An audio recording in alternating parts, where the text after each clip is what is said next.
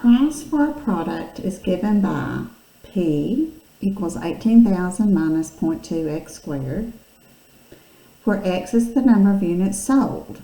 So if that's the price function, then the revenue function for the product is the price function times x. So that's going to be 18,000 minus 0.2x squared times x, which of course you can distribute that through if you wanted to. For our purposes, we're going to leave it in its factored form. We want to find the number of units that must be sold to get zero revenue.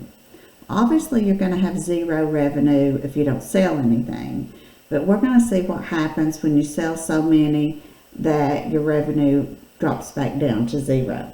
So, here, what we want to solve is that equation equal to zero. The revenue equation we set equal to zero. I've just written the x as a factor in front instead of in the back. So once I have this set equal to zero, I'm just going to set each factor equal to zero. So that x equals zero gives me one of my answers. That's the one I knew to begin with. But then I'll set my 18,000 minus 0.2x squared equal to zero. So that I'm going to solve by getting the x squared by itself. So I'm going to add the 0.2x squared to both sides and divide by 0.2. That'll give me 90,000 equals x squared. Then I'll take the square roots. Now remember that we really have two square roots, the positive and the negative square roots. But here, since x represents the number of units sold, the negative one doesn't really make any sense. So we only use the positive 300 units sold. When 300 units are sold, our revenue would be zero. Now, graph the function to verify this solution. Well, to graph the function, you're going to put the function in your y equals screen, but you're going to have to use a pretty particular window.